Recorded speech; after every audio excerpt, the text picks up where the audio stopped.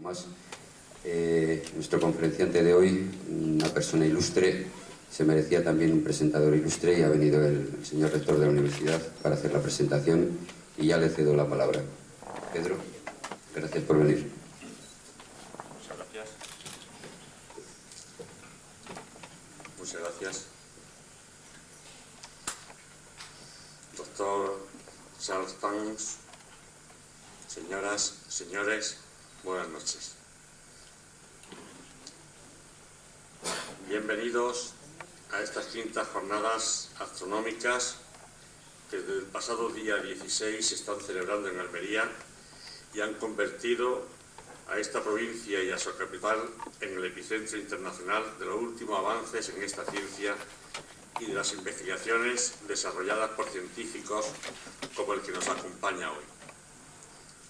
Una conferencia magistral, la que impartirá el doctor Towns en unos minutos, que servirá también para clausurar unas sesiones científicas de enorme interés e importancia en una edición en la que conmemoramos también el Año Internacional de la Astronomía. Antes de nada, quisiera mostrar mi agradecimiento a los organizadores de estas quintas jornadas astronómicas, Unicaja y Ayuntamiento, por propiciar que la institución académica que presido, la Universidad de Almería, participe en ellas. Para mí es un gran honor estar aquí esta tarde-noche, especialmente por haberme invitado a presentar al doctor Charles Towns, Premio Nobel de Física en 1964. Es una gran satisfacción para mí como profesor universitario y como rector compartir este foro de reflexión con un científico de tan reconocido prestigio a nivel mundial como el doctor Towns. El Premio Nobel de Física se le concedió por su fundamental trabajo en el campo de la electrónica cuántica, que condujo a la construcción de osciladores y amplificadores basados en los principios de la amplificación de microondas por emisión estimulada de radiación, más conocida como máser, y de la amplificación de la luz por emisión estimulada de radiación, más conocida como láser. El profesor Towns estudió en la Furman University y se doctoró en física por el Instituto de Tecnología de California en 1939. Trabajó en el equipo técnico de los laboratorios de la Telefónica Bell durante la Segunda Guerra Mundial, desarrollando sistemas de radar que funcionaron adecuadamente en las húmedas condiciones del Pacífico. Fue nombrado profesor asociado de física de la Universidad de Columbia en 1948, profesor de física en 1950 y jefe del Departamento de Física de 1952 a 1955.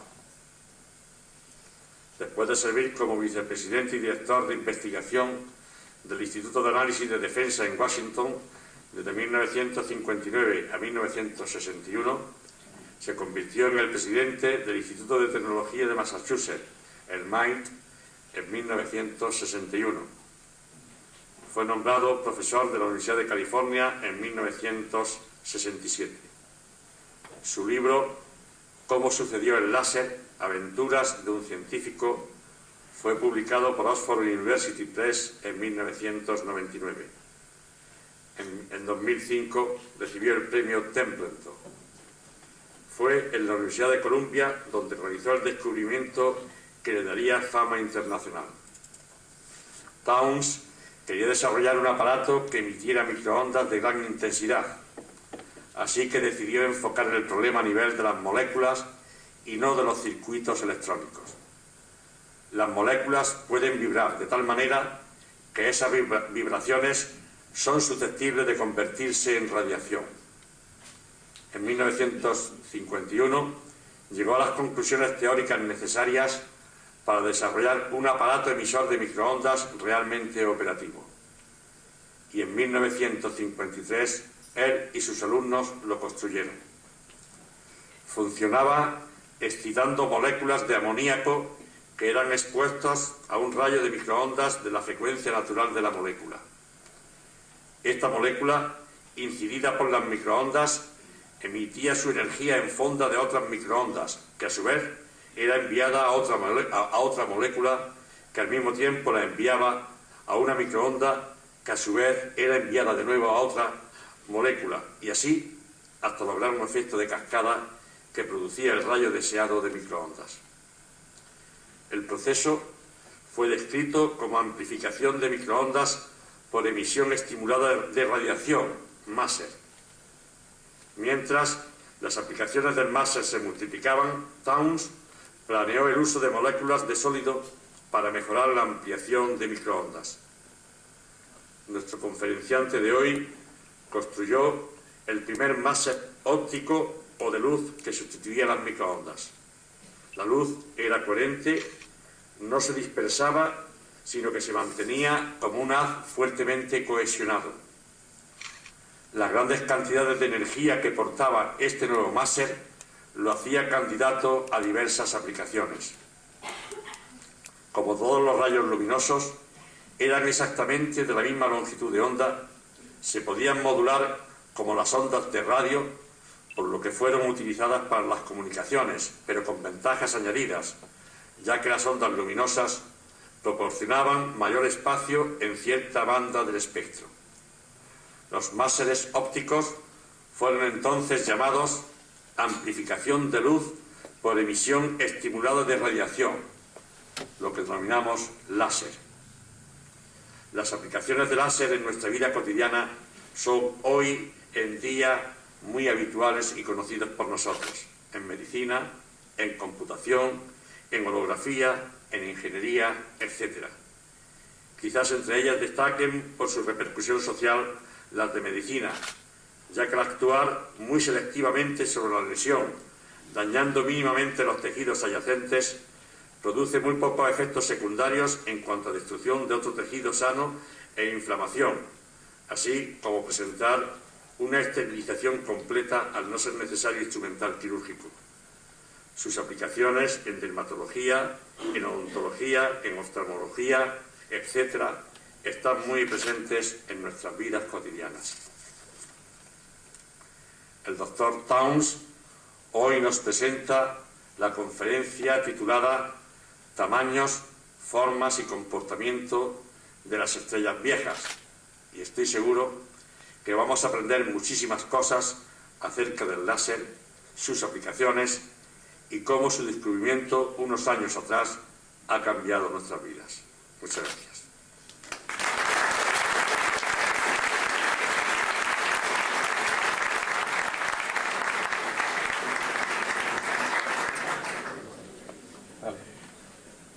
Bueno, entonces, Professor Towns.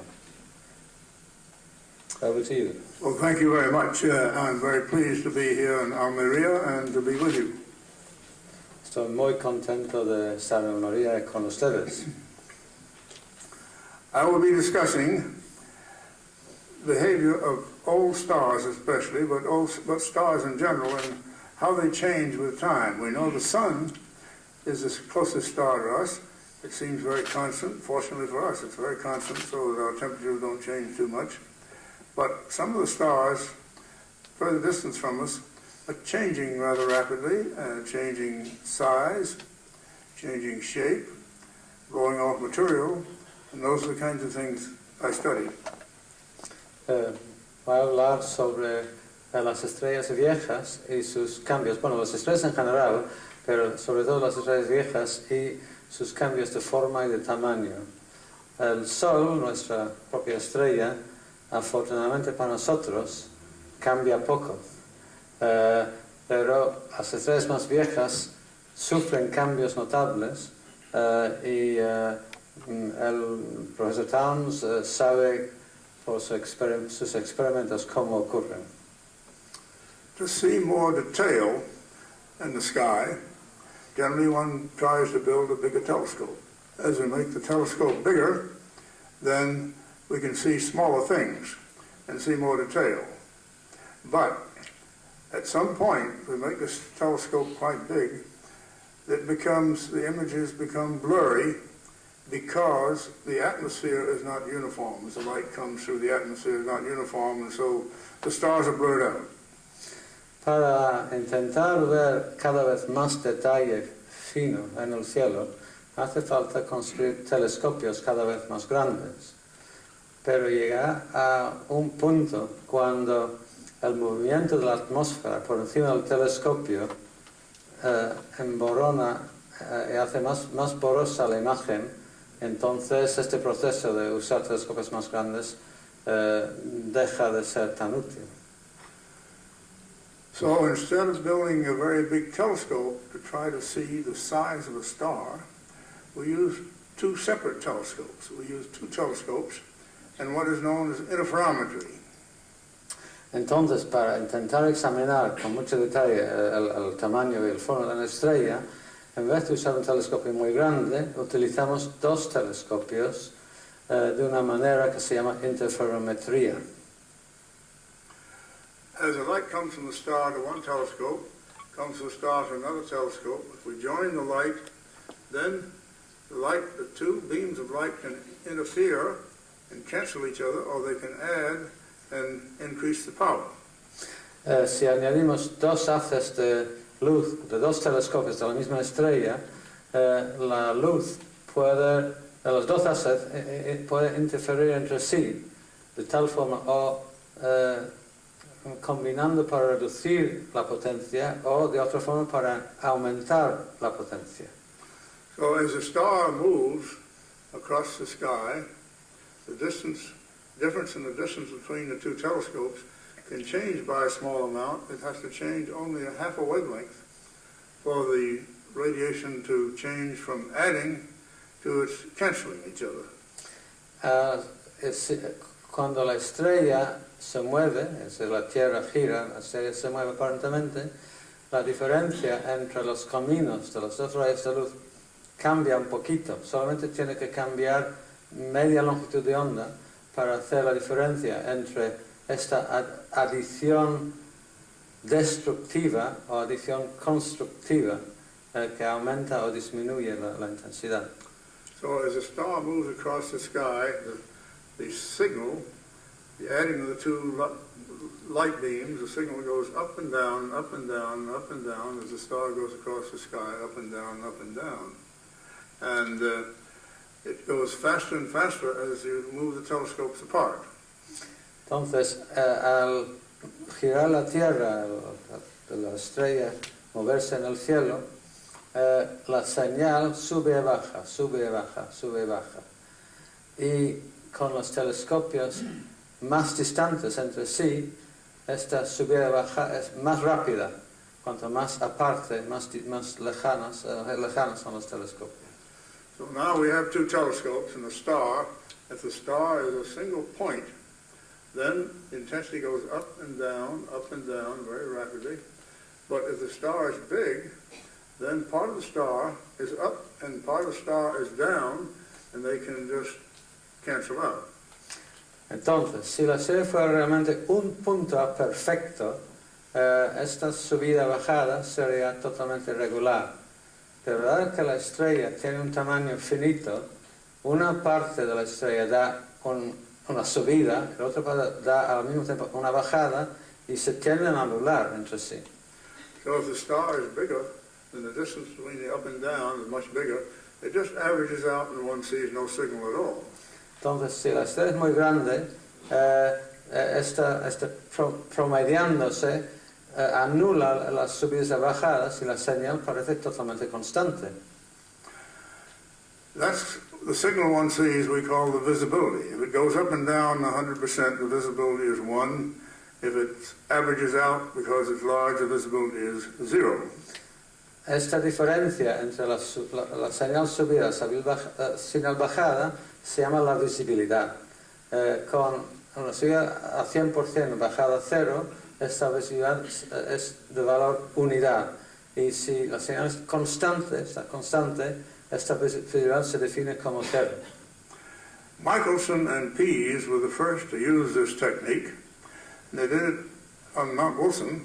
They put a bar across the 100-inch telescope there, which was the biggest telescope in the world at the time. The bar was still longer, and they put small mirrors on either end, and they brought the light together from these two small mirrors, and they were able, for the first time, to resolve a star and measure its size. Los físicos Michelson y Pease fueron los primeros de utilizar esta técnica en óptico. Utilizaron el telescopio de Monte Wilson, que en esa época era el más grande del mundo, y pusieron una barra más grande que el telescopio con dos pequeños espejos. Combinando la luz, podían utilizar la técnica por primera vez de medir el tamaño de una estrella. After that, some other people made measurements, and some people tried to make measurements with two separate telescopes, so they could move further and further apart than just the beam. And with two telescopes, however, that didn't work very well because the telescopes couldn't stay constant in position with respect to each other. They have to move by only a fraction of a wavelength of light, which is about 100,000th of a centimeter, for the effect to be canceled out. Entonces la gente intentaron experimentar con dos telescopios para tener total flexibilidad de movimiento, pero al principio resultó imposible porque la posición de cada telescopio tiene que estar totalmente constante con una precisión de la 100 milésima parte de un centímetro para mantener la interferometría bien y obtener un buen resultado. Now recently, however, lasers have given us an ability to maintain things very constant in separation. Lasers can do that, and as a result, the field of interferometry is growing very rapidly now. Many people are doing interferometers using separate telescopes that can be moved around, separated as far as we wish, and maintained very constant in separation. Pero el uso del láser permite mantener una separación óptica muy constante, es una virtud del láser, y gracias al uso del láser de esta manera, ahora es posible utilizar dos telescopios y hay varios grupos que están haciéndolo ahora mismo.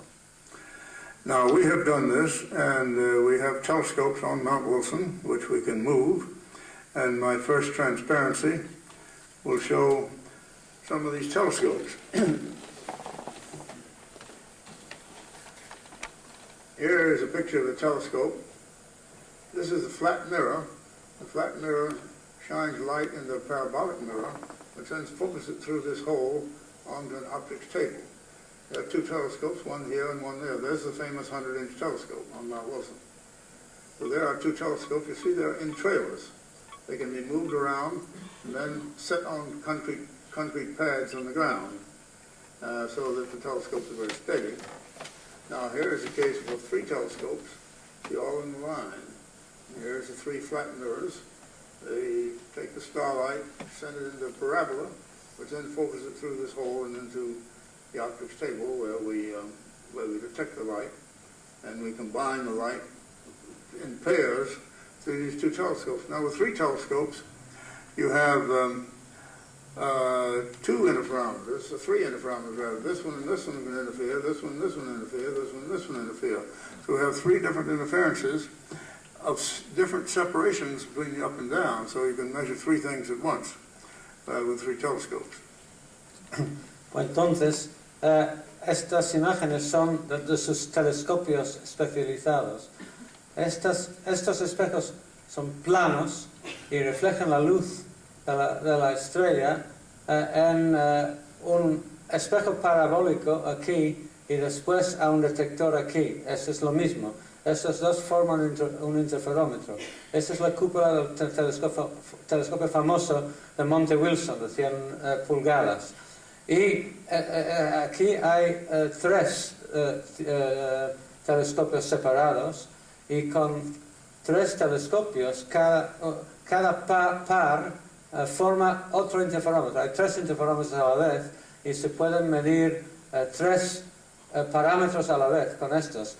Nota que los telescopios están en ruedas y se pueden mover además de usar, pero para usarlo están fijos en una placa de hormigón. Now you see here a schematic of the telescope. This is the flat mirror. There's a parabola, and these lines represent how the light comes in. It goes to the parabola and gets focused through here and onto our optics table. The The next transparency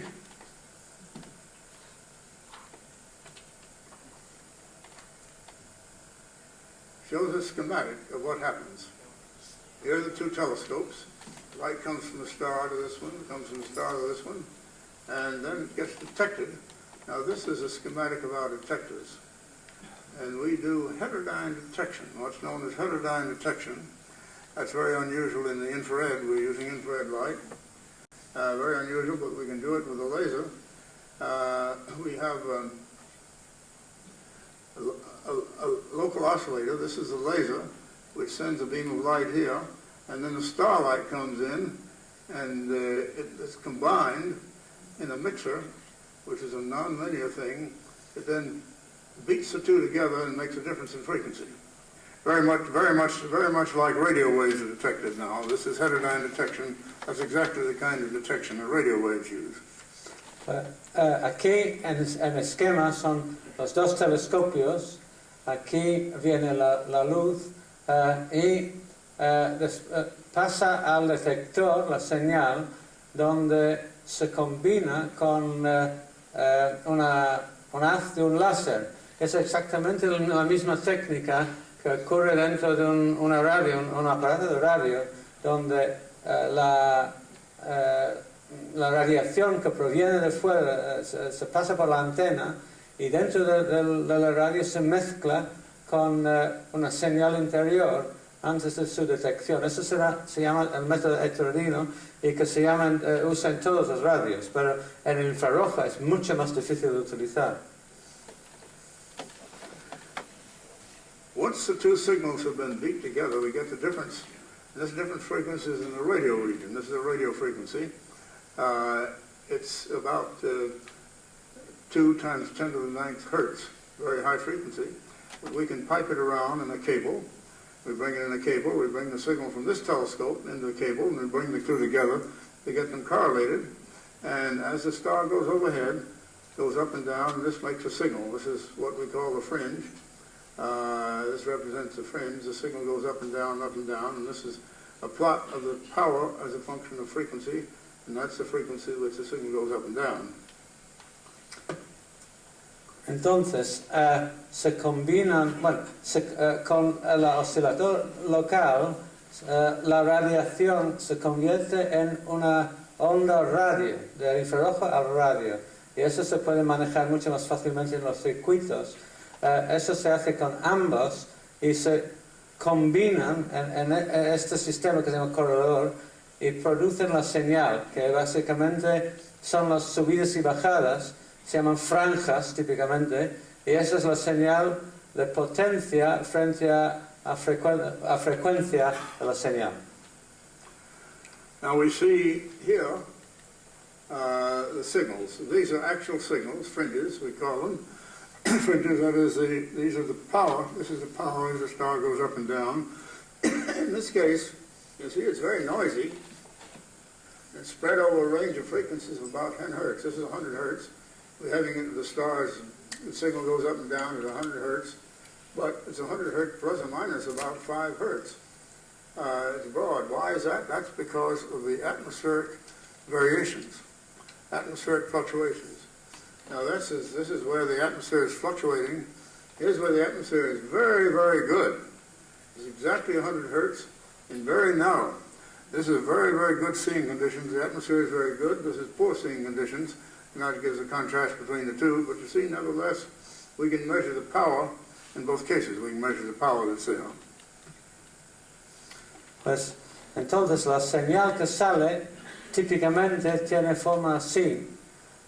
Pero la razón por qué tiene una forma de este tipo es por el ruido de la atmósfera que inyecta en la señal. Si tiene una atmósfera totalmente tranquila, absolutamente, la señal sale así, con una frecuencia muy precisa. Aquí está muy borrosa, pero a pesar de todo, esta es útil. Se puede medir la potencia por debajo de esta curva, también que por debajo de esta curva.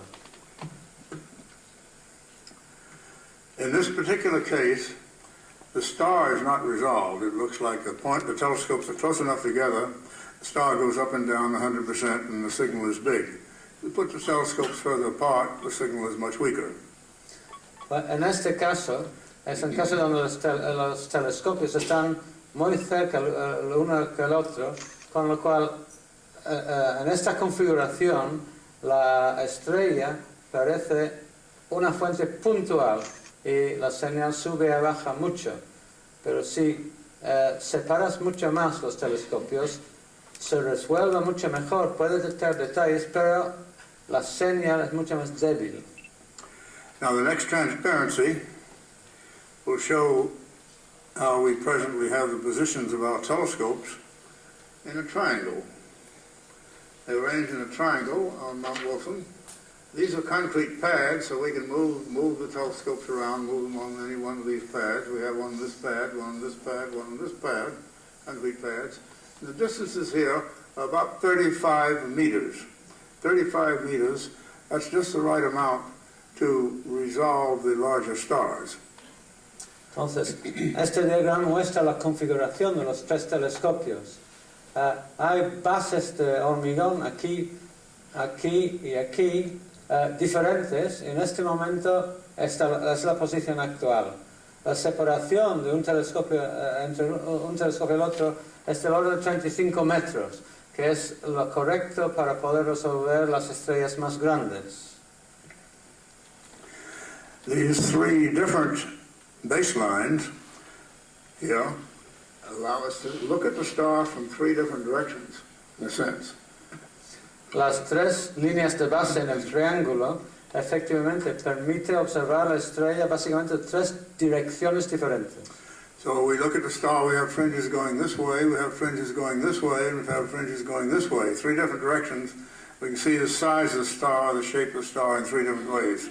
Entonces, con las franjas que van en tres direcciones diferentes, pueden medir el tamaño y la forma de la estrella de tres maneras. Now next, let's look at what we might expect to see.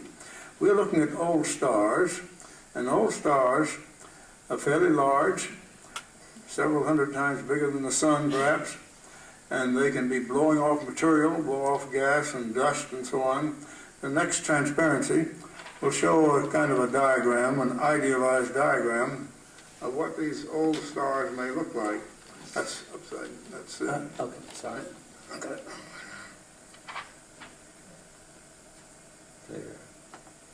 You see the star in the center, the dust shell. The dust does not form close to the star because it's too hot. It forms maybe 1 or 2 radii away from the star as it cools off enough. There's dust, but there's also gas and molecules all in there with the dust. Entonces el diagrama nos muestra de forma idealizada cómo puede ser una estrella de este tipo.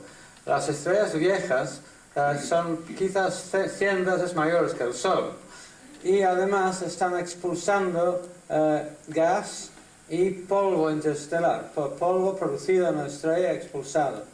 Este polvo en esta zona aquí en blanco no se condensa porque la temperatura está demasiado alta, pero aquí sí. Entonces aquí tiene su círculo, su disco de polvo y aquí la estrella. Now you can see also why it's sometimes very difficult to really measure the size of a star, because what you're seeing is dust, which is shading the star, and you may be seeing some molecules around the star rather than the star itself. And this is why we're using a particular kind of system we are.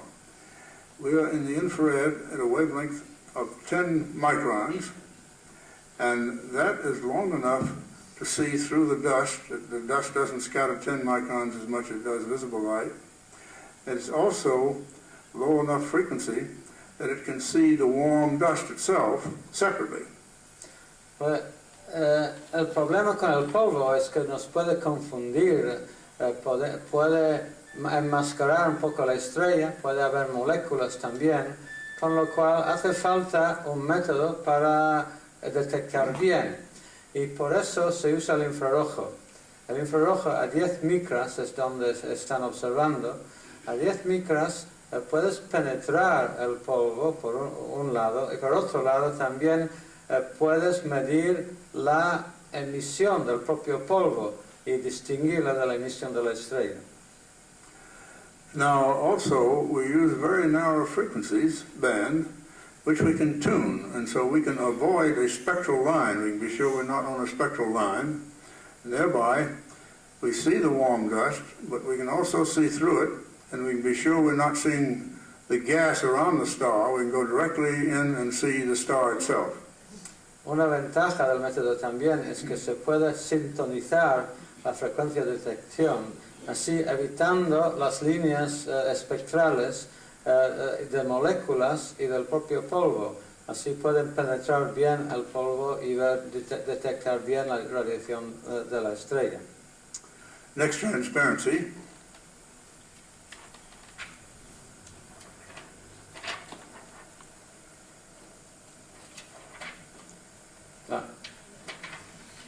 La ley de Murphy.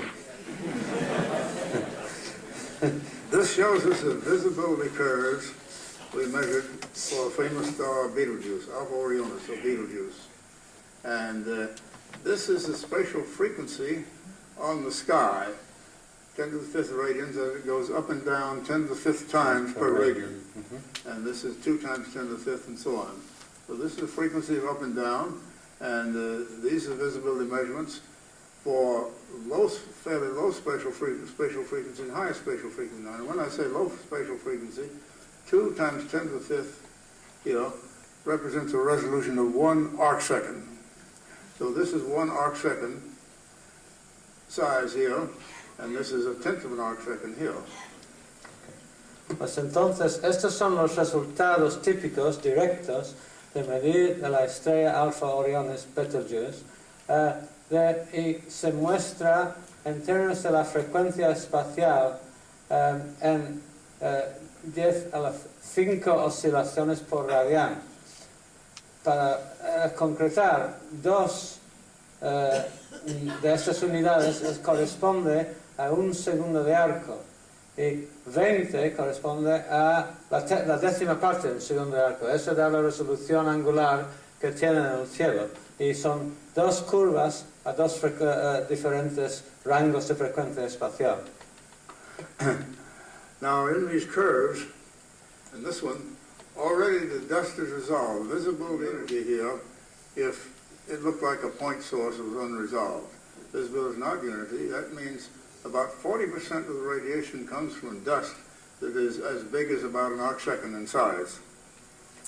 Entonces, este diagrama implica que aquí se pueden resolver estructura de la emisión del polvo, porque una visibilidad de unidad aquí corresponde a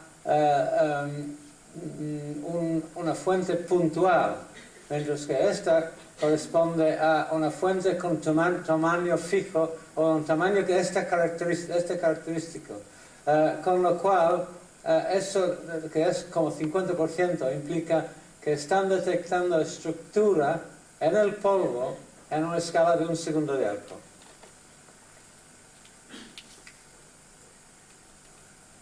Now, this still represents some of the dust response, and these wiggles do. But as we go here, then we only see the star, and you see how we can separate the dust from the star. We're seeing this as a star now, and it continues to go up and down 100% or 60% of the total radiation, which comes from the star, up and down. But as we get higher and higher resolution, more spatial frequency, then it begins to drop off. And this represents the resolution of the star. The visibility goes down to 0 here. And this, we're resolving the star, and that allows us to say just how big it is. We fit this curve, and this is the size, 27 milliarcseconds. That's the radius. So the size, the diameter of the star, is about 1/20th of an arcsecond. Entonces, esta parte son detecciones obviamente del polvo, y esta, que es una resolución más fina, representa la señal de la estrella. Y a una frecuencia espacial más alta se nota que la visibilidad baja a 0, que implica que eso representa el tamaño de la estrella, y de esta curva se puede calcular el radio de la estrella, que es 27 milésimas partes de un segundo de arco. Entonces implica que el diámetro de la estrella es la 20ª parte de un segundo de arco, bastante pequeño pero bien resuelto con el aparato. Now this shows how important it is to separate the dust and the star, but also the gas in the star. The next transparency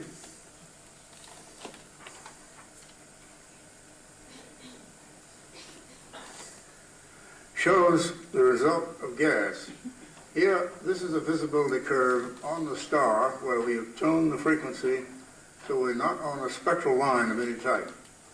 Here we've tuned the frequency so we're on a spectral line of water. You see, sorry, this is where we're on a spectral line of water. This is when we're not on a spectral line. On a spectral line of water, the visibility is lower because the water is bigger than the star. But if we move off that frequency so we no longer see water, see the star only, then the visibility is higher. So there's a difference, and that results in a difference in the apparent size. The apparent size of the star is 54 milliarc seconds in diameter. The apparent size of the water is 63 milliarc seconds. Entonces, dada la sincronabilidad del instrumento, pueden distinguir entre la señal del vapor de agua y la señal de la propia estrella. Hay una nube de vapor de agua que se nota por esta curva, es algo más grande que el tamaño de la propia estrella. Es una estrella muy grande y la nube de vapor es más grande, y estas son las medidas aquí. Now this is all on the very famous star Mira, Amacanseti or Mira, which is a variable star. It is the first star that was known to vary, and it was discovered by the Arabs. Esta es la famosa estrella Omicron Ceti, que se llama Mira, y es un variable muy conocido. Era la primera estrella reconocida como variable por los árabes.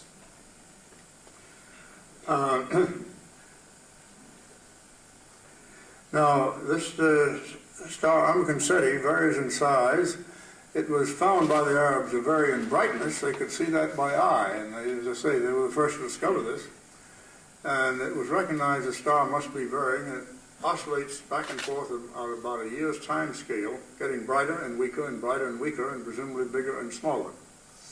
Pues los propios árabes sabían que variaba en brillo, se puede ver a simple vista, y el periodo de variación de este brillo es del orden de un año, y presumiblemente esta variación en brillo corresponde a una variación en tamaño con el mismo periodo.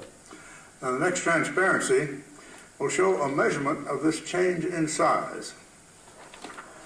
Esta transparencia muestra una medida directa de este cambio de tamaño.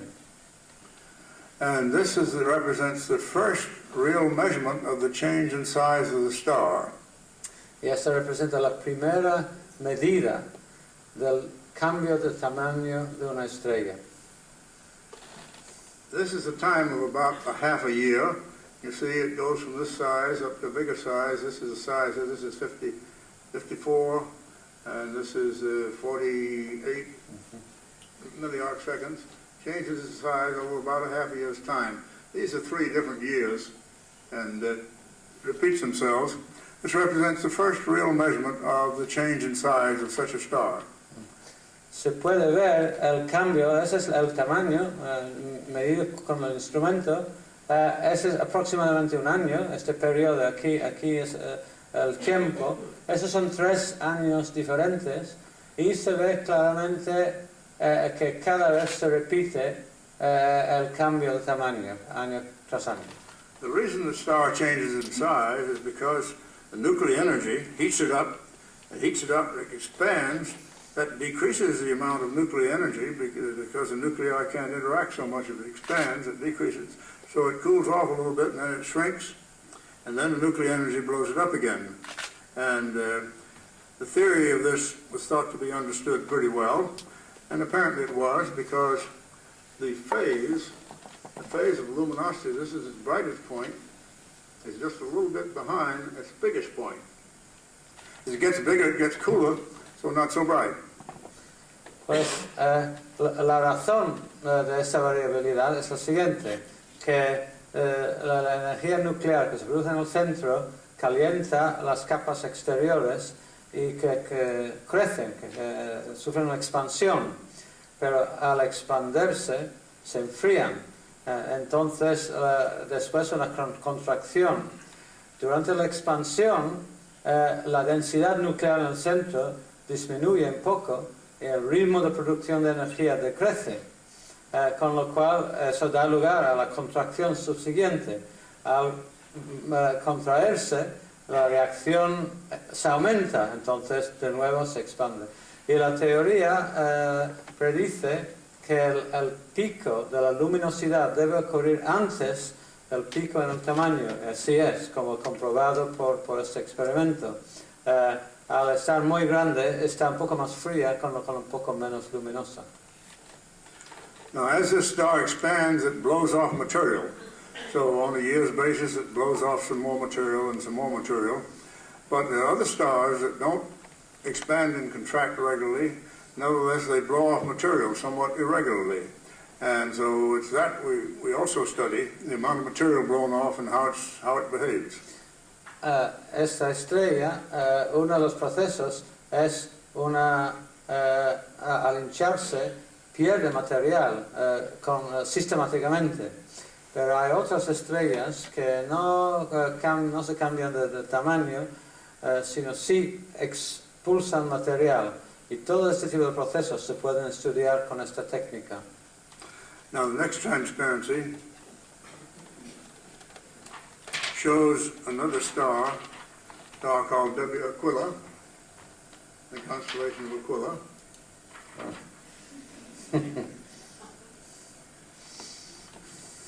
Here are the experimental measurements of visibility. Here is a resolution. This is 10 times 10 to the 5th cycles. You see that it's steadily resolved, and then it flattens out. It's no longer resolved for quite a while. And a model of that, then, is this. This is a two-dimensional model of what the intensity is. This is a dust shell around the star producing infrared radiation. And this is the star itself in the center, much smaller than the dust shell. Entonces, este es el patrón interferométrico de la estrella, con la visibilidad que se cae hasta aquí, después se mantiene constante con frecuencia espacial. Pero al interpretar eso en términos de la distribución de luz en la propia estrella, tiene una forma así, como una campana y un pico. Este pico es la estrella y la campana representa la capa de polvo alrededor de la estrella. The next transparency shows a picture of another star. This star is called IK Tauri, and here's the visibility curve. You see, the visibility curve has wiggles, and the wiggles differ between the two different years. And when we make a solution to this, what it is, here is intensity. This represents the intensity of a dust shell, and there are 3 dust shells. 1992, 3 dust shells. 1993, these 2 dust shells have moved a little bit. Particularly this one clearly has moved. And so the dashed lines are the intensities of dust in 1993, solid lines intensity of dust in 1992. Entonces, se puede hacer las medidas que salen diferentemente en un año y en el siguiente año. Y al hacer la interpretación, esas son las distribuciones de intensidad con el radio, ese es el centro del sistema de la estrella, y se nota que hay 3 cáscaras de polvo. Y entre un año y el año siguiente hay movimiento que se puede detectar. Esa es la distancia del centro en 92 y 93. Hay una expansión del sistema que se puede detectar directamente. Well, you see the complexity of what's going on, but that complexity also can teach us a number of things. For example, this provides a way of measuring the distance to the star very well, because we can see how far the dust moves in 1 year's time, and Doppler measurements tell us the velocity. So knowing the velocity and how far it moves allows us to determine the distance to the star with better accuracy than can be done by many other ways. Pues esta complejidad de estructura nos da una oportunidad de hacer algo muy difícil, que es medir la distancia a la estrella, porque esto nos dice cuánto en el cielo se mueve perpendicular a nosotros, y se puede medir directamente la velocidad también con el efecto Doppler espectroscópicamente. Entonces, si sabemos la velocidad y sabemos cuánto se mueve en ángulo, eso nos da directamente la distancia. Es una forma muy interesante de medir distancia. The next transparency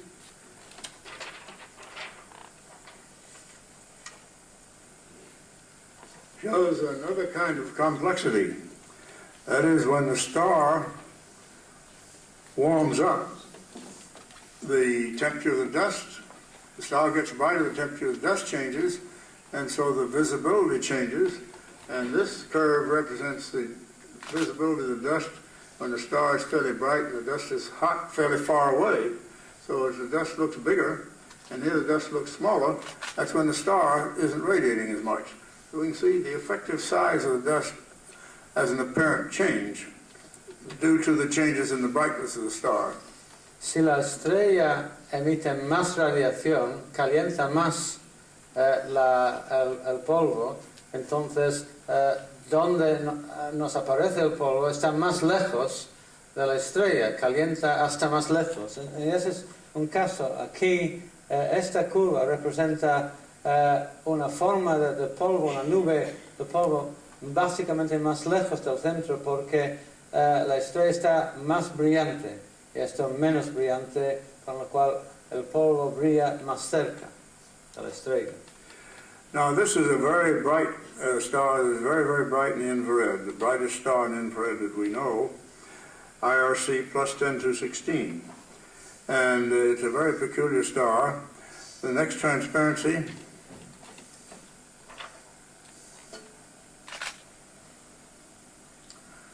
shows more details of its shape. Pues esta estrella IRC más 10-216 es el objeto más brillante en el cielo, en el infrarrojo.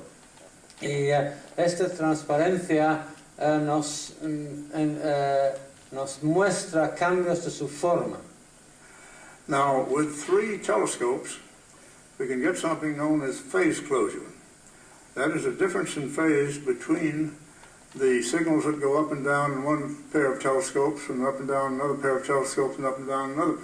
The third pair of telescopes, with 3 telescopes, we can get what is known as phase closure, which gives us the phase of the sine waves on the sky, and that can tell us whether the star is symmetric or not.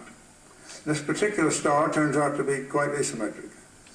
Entonces, una ventaja de tener 3 telescopios es que eso nos permite emplear una técnica que llama clausura de fase, que permite comparar la variación sinusoidal de la señal entre pares, 3 pares, y nos permite mirar la simetría del objeto. Y resulta que este objeto dista mucho de simétrico. Now here represents measurements of the star. These are visibility curves.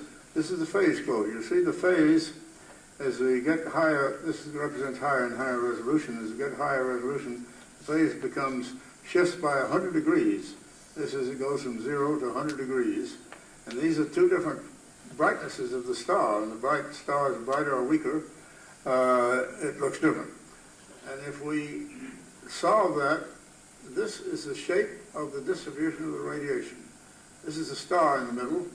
This represents the dust, very asymmetrically placed around the star. And this is 1 year, and this is another time when the star is brighter or weaker.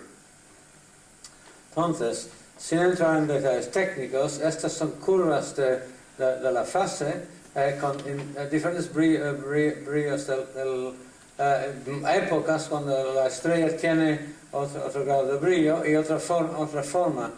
Y estos son mapas monodimensionales a través de la estrella. Esta es la estrella aquí, esta y esta son partes del polvo. Se nota que es muy asimétrica, además que cambia de año en año según la emisión de la estrella. So you see that there are many complexities, and this is true, typical of science. You can look in more detail, you find out new things, and you have to try to understand new things. Look in more detail, you're going to see something new, and this is what interferometry allows us to do, see in more detail than we've seen before, and you see all the complexities that can be there. Entonces, eso ilustra uno de los principios de la ciencia. Con la técnica cada vez más depurada y más fina, se detecta más y más detalle, y eso es muy importante, y entonces así es como avanza la ciencia. Now I want to talk about some complexities in the very well-known star Betelgeuse. A very well-known star. It's one of the brightest stars in the sky. We thought we knew it pretty well, and it was the first star measured in size by Michelson and Pease. Ahora va a hablar de unas medidas que han hecho de la estrella Betelgeuse, que además de ser una estrella muy conocida, era la primera estrella cuyo tamaño se midió por Michelson y Pease. Yes, put that up. This just shows you where Betelgeuse is. Betelgeuse was named by the Arabs, and it means underarm. This is Orion. This is Orion. This is the constellation Orion, and it's under Orion's arm. Betelgeuse is underarm in Arabic. Que el nombre Betelgeuse es un nombre árabe y significa básicamente sobaco, porque está por debajo del brazo del Orión. Otherwise, it's called Alpha Orionis. It's the brightest star in the constellation of Orion. Y su nombre más formal es Alpha Orionis, es la estrella más brillante en Orión, la constelación de Orión. All right, let's have the next transparency.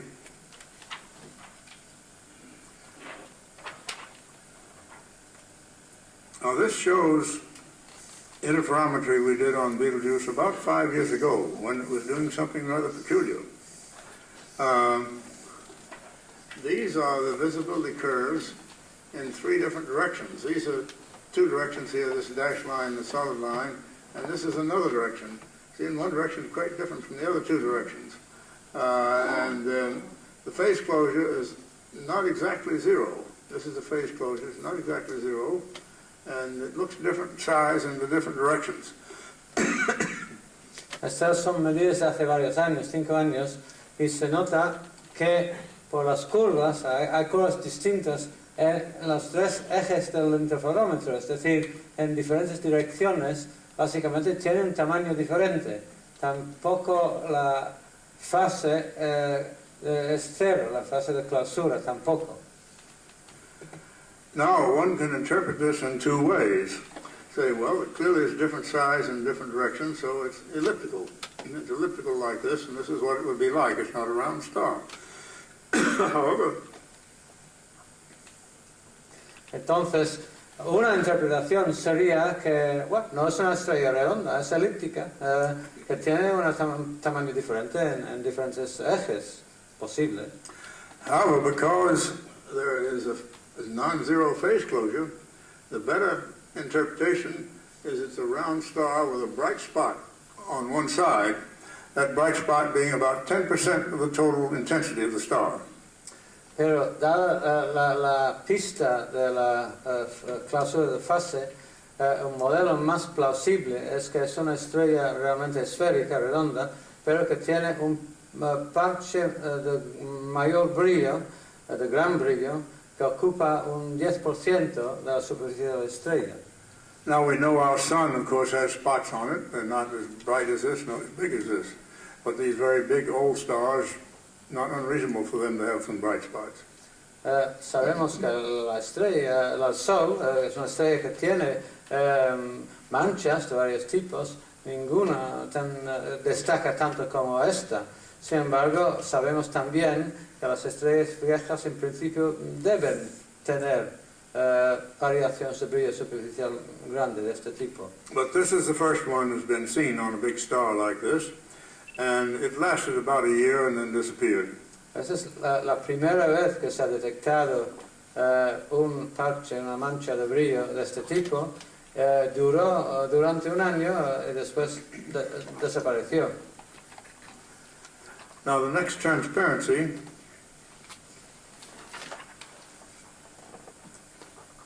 this shows more measurements of Alpha Orionis, or Betelgeuse, over 15 years of time, and it represents the size. This is the size, the diameter in milliarc seconds, over 15 years of time, and look, it's steadily decreasing in size. Esto representa medidas del diámetro de Betelgeuse durante 15 años. Y se nota que durante estos 15 años decrece en tamaño de una forma constante, de crecimiento sistemático en diámetro.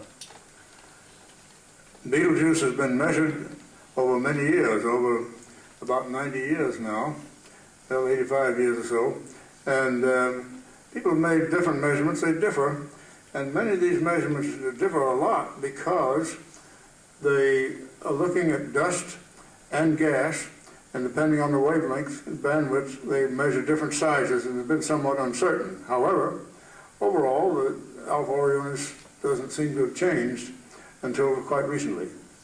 Ha habido medidas del tamaño de Betelgeuse durante 90 años y estas medidas han mostrado variaciones bastantes. Sin embargo, parece que estas realmente se deben a la presencia del polvo o la presencia de moléculas de vapor de agua y básicamente el tamaño no había cambiado significativamente durante los años anteriores, pero ahora con estas medidas se nota que sí ha cambiado. This size is very close to the size Michelson measured back in 1921. But look, it's changing, and it's changing about 15% in 15 years, and it's changing more and more rapidly. El tamaño inicial es el mismo tamaño que midió Michelson en 1921, pero en los últimos 15 años ha cambiado y ahora en los últimos años este cambio se ha acelerado. So this is a great puzzle and very interesting surprise. What's going to happen? Is it going to shrink more and more and then suddenly explode and become a black hole? Or is it going to try to oscillate? Or what's going to happen? We don't know. This is quite new. You see, it's not like a Myra. It's not oscillating in a 1 year's time scale. It's decreasing gradually over 15 years, but getting faster and faster. Entonces, el misterio es qué va a pasar con Betelgeuse. Es nuevo, es un fenómeno muy similar a la Mira, por ejemplo, porque no oscila. Hay posibilidades, uno que se va a explotar y dejando un agujero negro en el centro, otro es que puede empezar a oscilar.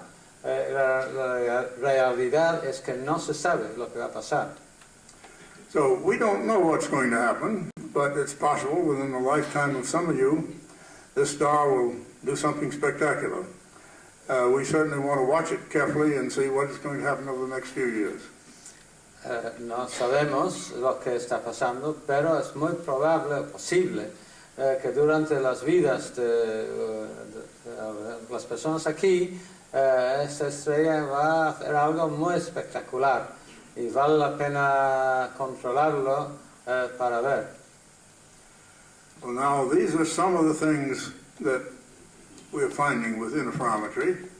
Interferometry, as I mentioned, is expanding rapidly now. More and more people are doing interferometry at various wavelengths. We're the only ones measuring at this particular wavelength and with very narrow bandwidth, so we can be pretty sure we're looking at the size of the stars directly, even if they have gas and dust around them. Hay más y más grupos haciendo interferometría hoy día. Todavía su grupo es el único grupo midiendo en infrarrojo en esta longitud de onda. y con su aparato pueden estar seguros que pueden separar la estrella y el entorno muy bien. Clearly, though, all the interferometers being done by many people at different wavelengths going to show up a lot of interesting things, and it is showing up interesting things, and we'll get more and more as time goes on.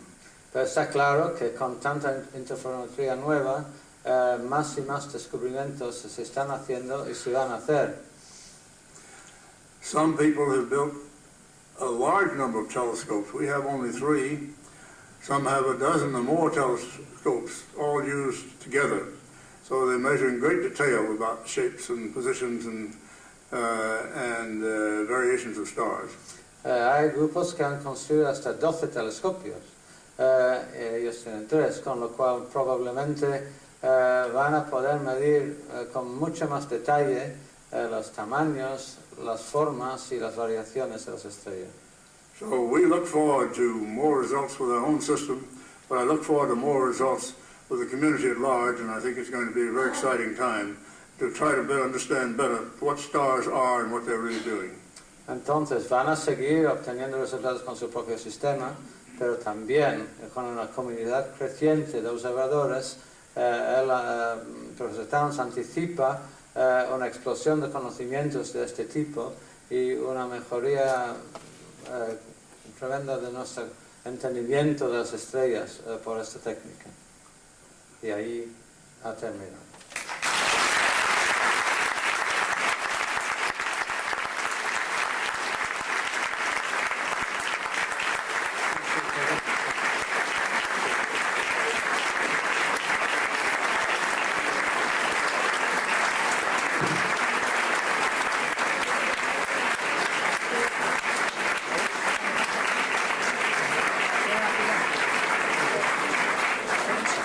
Bien, vamos a empezar un turnito de preguntas durante un ratillo.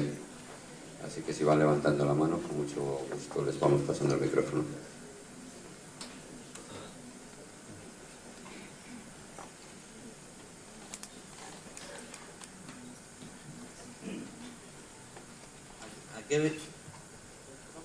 ¿A qué distancia se encuentra la estrella y cómo se sabe si una estrella es vieja porque va viendo cambios más rápidamente? Okay, so how far away is Betelgeuse, and how do we know that it is an old star, basically? Well, let's see. I don't remember exactly how far away Betelgeuse is. About 600 astronomical units, I think. Light years or parsecs. Light years. Yeah. So, aproximadamente 600 años luz. No recuerdo exactamente, pero eso es por ahí.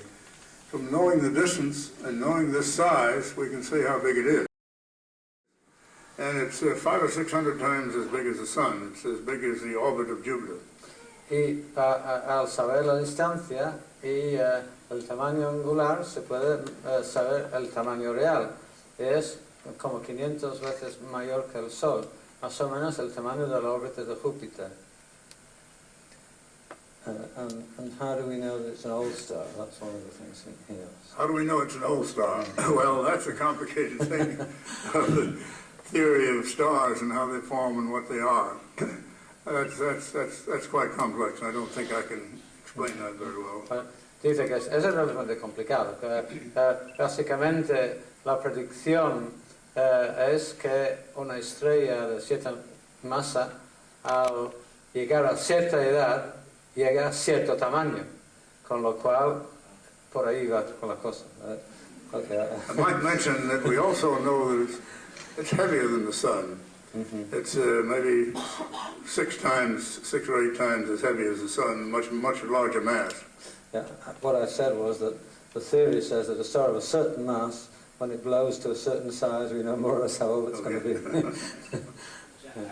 esa distancia habrá desaparecido ya por los cambios que va teniendo. ¿En cierto año? Bueno, ese es un punto que siempre surge. Lo voy a decir, pero eso no siempre surge. But he says that because it's at that distance in light years in real time, by now it may have done what it's going to do in real time. Quite right. Quite correct. Sí, sí, sí, sí, es cierto. Sí. We'll have to wait to see, though. Pero tenemos que esperar aquí, no podemos hacer nada.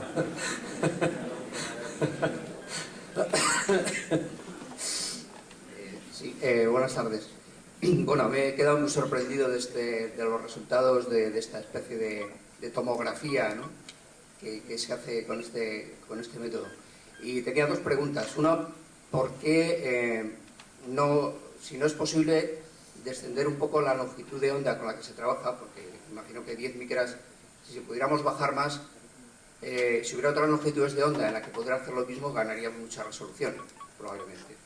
Y en segundo lugar, si este tipo de técnicas se utilizan o se podrían utilizar para detectar planetas en otros sistemas. Okay, he has two questions. One is, could you not think of going to shorter wavelengths in order to achieve higher angular resolution? And the second question is, could techniques of this kind be used to detect planets? What? Could techniques of this type be used to detect extrasolar planets? Yes, people are trying to use this to detect extrasolar planets. Interferometry is being much used in that regard. I'll answer the second part of it next. Okay. Let's see. The other one was about going to shorter wavelengths to get higher angular. Yes, the question of getting a higher resolution, we could go to shorter wavelengths, yes, or we could simply move our telescopes further apart. We can move the telescopes indefinitely far apart. And in interferometry, in the radio region, people have interferometers across our continent and between continents, measure them indefinitely large distances. So yes, we could go to shorter wavelengths, or we could move the telescopes further apart, but I work at this wavelength because of what I said. We can see both the dust and see through the dust well, and it's a convenient way to measure the stars accurately. But other wavelengths are important too. Bueno,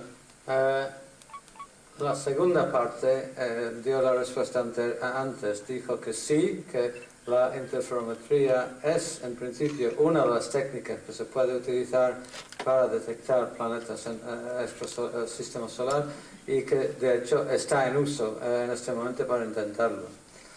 Y en cuanto a ir a ondas más cortas, frecuencias más altas para aumentar la resolución, sí se puede, y también se puede aumentar la resolución extendiendo la línea de base. La distancia entre los telescopios utilizó el caso de radioastronomía, donde hay telescopios conectados entre sí de un continente al otro, que se usan como un telescopio interferométrico. Y dijo que sí, es posible obtener información a ondas más cortas, pero en el caso de poder distinguir la estrella de su entorno, el infrarrojo es muy útil, y por eso están utilizando el infrarrojo. Profesor, puesto que la interferometría aumenta o favorece la resolución conforme se separan los telescopios, ¿sería posible trabajar situando un telescopio, por ejemplo, alrededor de la Tierra y otro en órbita lunar, o incluso más separados en el espacio? ¿Eso ayudaría? ¿La tecnología lo permite? Okay, so he said that if distance helps to improve the resolution, would it be useful to put one of the telescopes in orbit, for example, or even further away? Actually, putting telescopes in orbit in space is a very good thing because you avoid the problems of the atmosphere. So interferometers in orbit can be very good, and some are being tried now. And we will see more and more of that as time develops, I think. And so one can not only get rid of the problems of the atmosphere, which you see make these fringes wiggle around and so on, but also, yes, you can get long distances too, of course. Sí, la respuesta es por supuesto que sí, que poner un interferómetro en órbita es muy útil porque evita el problema de la atmósfera, la debilitación del debilitamiento de la señal, y además puedes obtener distancias muy largas. y de hecho hay experimentos planificados para hacer exactamente eso, poner un interferómetro en el espacio. I would like to point out that getting higher resolution is not the only part of the game. As you get higher and higher resolution, you're looking at smaller and smaller stars, and they're weaker and weaker, and so that becomes more and more difficult. But rather, I think it's very important to look at the stars, especially the best-known stars that there are, look at them in great detail and try to understand them better, and then maybe later move on to smaller stars, and maybe if we can get higher sensitivity to measure smaller and smaller things. Sí, él opina que es cierto que obtener alta resolución nos permite quizás ir a estrellas más pequeñas, menos luminosas, con lo cual más débiles y más difíciles de diagnosticar. Sin embargo, es más fructífero en este momento examinar en gran detalle, con gran resolución, las estrellas más brillantes y más grandes. Aprenderemos más rápidamente. I can easily improve my resolution by a factor of 3, let's say, just by moving my telescopes further apart on Mount Wilson. No, I don't do that because there's so much to be found out where I am. Es relativamente fácil para él aumentar su resolución por un factor por 3, simplemente separando en Monte Wilson, separando sus telescopios. No quiere hacerlo porque lo que está aprendiendo ahora es muy valioso y quiere realmente hacerlo bien. Tengo entendido también que el telescopio espacial Hubble no hace mucho tiempo consiguió fotografiar de la forma real, el tamaño real de la estrella Betelgeuse, donde además se apreciaba esa especie de anisotropía de la que ha hablado antes el profesor. Creo que es la segunda estrella después del Sol que hemos podido fotografiar exactamente gracias a Hubble, no estoy seguro. Bueno, no oí exactamente la última parte. La primera parte, sí. He said, is it true that the Hubble Space Telescope have actually managed to photograph and get a resolved image of Betelgeuse recently? He thinks that he knows that this is the case. Yes, it is true. They got a photograph of it, in a sense. And that's great.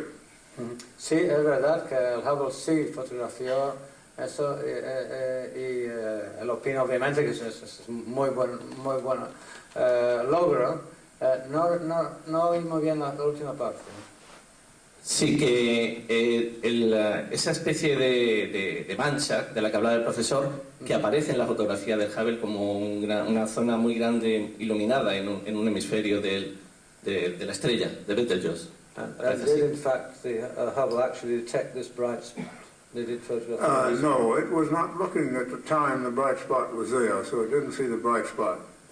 And also I would emphasize that these pictures of the Hubble, while they're very valuable and good, they're complex in that they get light scattered from the dust and so on, so exactly what's being seen is not always clear.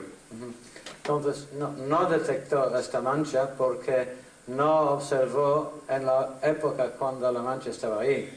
Pero también dice que es cierto que es muy interesante obtener estas fotos del Hubble, pero dado que la luz se dispersa, la luz óptica se dispersa por el polvo, es no tan fácil interpretar muy bien lo que se ve en la foto.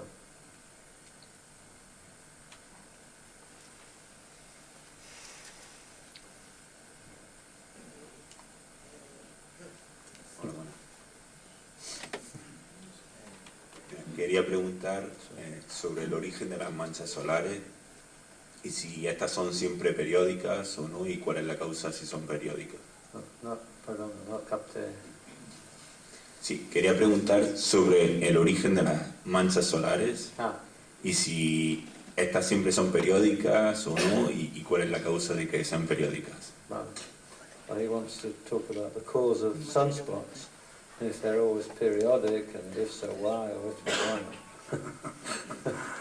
Well, I can't tell you much about sunspots, except I would say, well, think of them a little bit like the weather.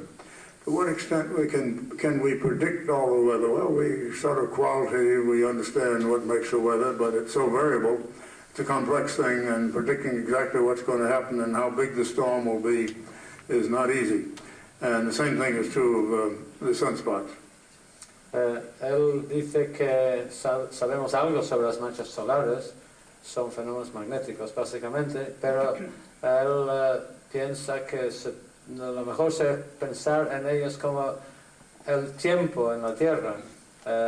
Sabemos más o menos cómo funciona el tiempo, pero la variabilidad es tal que no podemos exactamente predecir las tormentas y exactamente su tamaño. Es lo mismo con las manchas solares. Sabemos básicamente el mecanismo de producción, pero no podemos predecir exactamente cuándo y dónde y el tamaño. Sí, para medir las distancias interestelares, si la técnica de interferometría tiene un límite a partir de cierta distancia, porque claro, controlamos el efecto Doppler y por tanto la velocidad para medir la distancia. Pero hay un límite con esta técnica y a partir de ahí tendríamos que utilizar las variables cefeidas para regiones más alejadas de la galaxia. Gracias.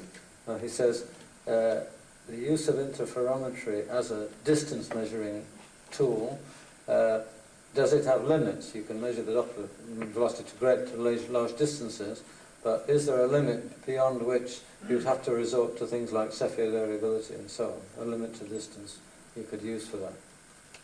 I'm not sure one could say there's any absolute limit, but of course as things get further and further distance, they're weaker, and the motions are smaller, and so measuring distances and so on gets more and more difficult.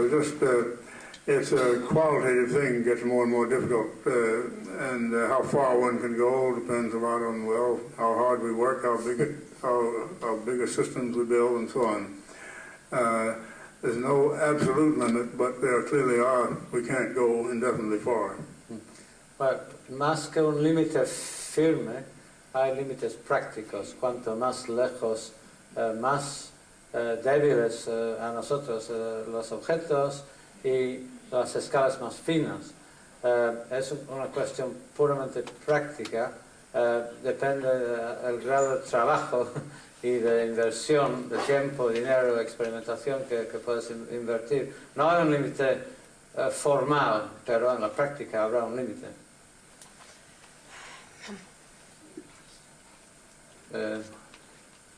Bueno, una pregunta más, quizás la última pregunta. One final question. Buenas noches. Quisiera preguntarle qué materia se necesita para poder formarse un agujero negro y qué distancia para que no influya absolutamente en nada. El límite de que puede influir o no influir en la atracción. A ver, ¿qué necesitamos para...? Sí, ¿qué materia se necesita para que se forme un agujero negro? ¿Se forma? Sí. Y también qué distancia, la máxima y la mínima, para que no repercuta o la traiga de alguna forma. Vale.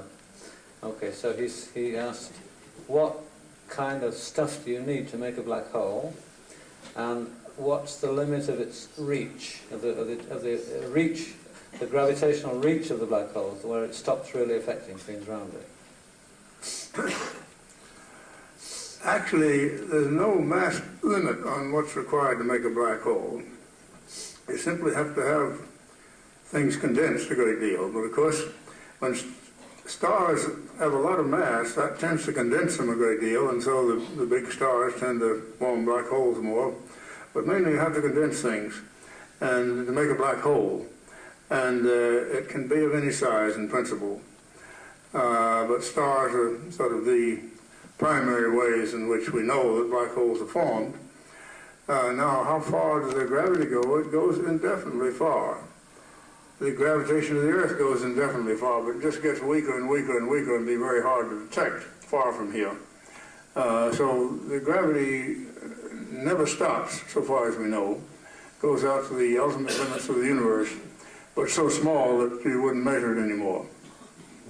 Bueno, la respuesta es que no hace falta una materia espacial ni un tamaño especial para hacer un agujero negro. Más bien depende del grado de compacidad que se puede imprimir en la materia. Y con estrellas más masivas, al explotarse, la parte interna se condensa y forma un agujero negro, pero puedes tener agujeros negros muy pequeños también. Simplemente si algo consigue comprimir la materia. Y también dijo que, claro, el alcance, el efecto del agujero negro es como cualquier otro objeto en cuanto a su gravedad. No hay límite en su alcance, pero se debilita muy rápidamente. Entonces, en principio, la gravedad llega hasta el final del universo, al límite, pero tan débil que no se puede medir. Entonces, y no tiene mucho efecto. Y en eso los agujeros negros no difieren de los otros tipos de objetos. Buenas noches, profesor. Gracias por estar aquí. Quería preguntarle si el precio, el coste de este sistema que utilizan en comparación con otros sistemas de astronomía es proporcionalmente mucho más alto, es más bajo y, por ejemplo, si podría implementarse aquí en Calar Alto, ¿no? que es donde estamos. Y quería preguntarle también si conoció a Einstein en persona, si nos podía hablar un poco. Eso realmente, la última pregunta era la última. Esta es realmente la última. So he said, how... No. Bueno. No, es el postúltimo, me temo. How do you... Is the cost of your equipment high compared to other equipment? How would you reckon it in relation to other telescopes? And could a telescope like that be put on an observatory here, say Calar Alto? Would it be possible to put a system of that kind? And the last question he asked was, did you ever meet Einstein? Well, let's see. I'll answer the last question first. Yes, I met Einstein, who really is a very, very interesting and pleasant person. La segunda parte, sí, conoció a Einstein, que era una persona obviamente muy interesante y además muy agradable. Now, as for the cost of the telescopes, these telescopes cost about $1 million each. And I built them, or we have built them at our university. Cost about $1 million each, and I think there are many different institutions that could build telescopes of this type. Bueno, el coste de cada telescopio suyo era de $1 millón aproximadamente. Y bueno, eso no es muy excesivo hoy día para una institución grande o nacional, por ejemplo. Y en Calar Alto, básicamente, sí se podría.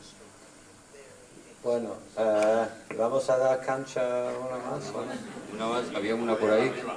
Arriba. Arriba, pues alto y fuerte. Profesor, quería saber qué considera usted sobre la luz, el fenómeno de la luz, si es realmente la esencia estructural de los cuerpos.